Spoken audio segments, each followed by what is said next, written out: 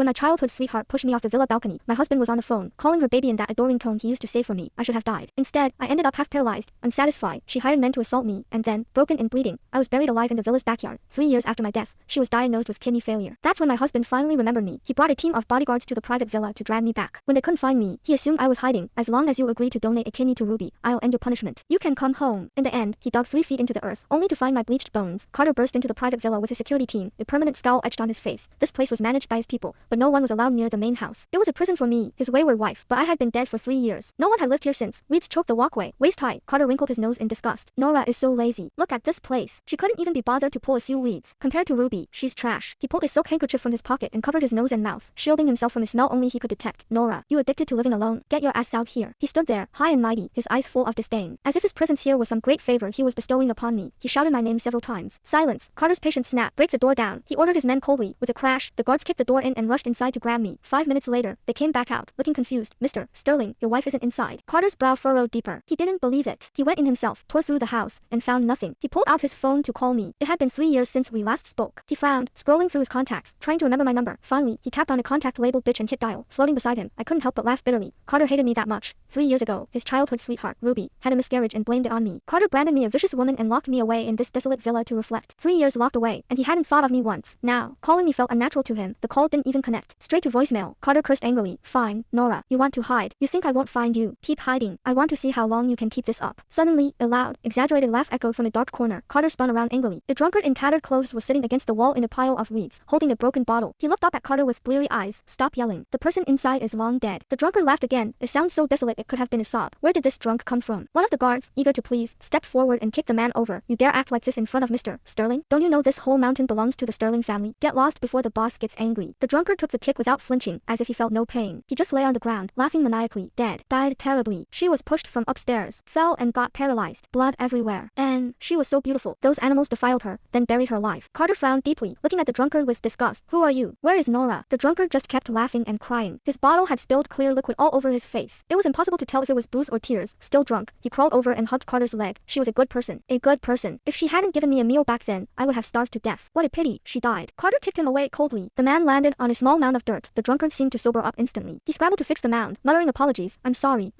I didn't mean to. Carter looked confused. What is that? The drunkard smiled bitterly. It's her grave. Carter looked closely. A crude, misshapen wooden plaque had a few words carved into it. Nora's grave. The drunkard treated the plaque like a treasure, carefully setting it upright. Crazy old fool. Carter pushed the man aside with a cold laugh and kicked the plaque in two. 3 years, and Nora is still pulled these manipulative stunts. A fake grave. Really? How dramatic. He not only destroyed the marker but ordered his guards to flatten the mound with shovels. I want to see how long Nora can keep up this act. The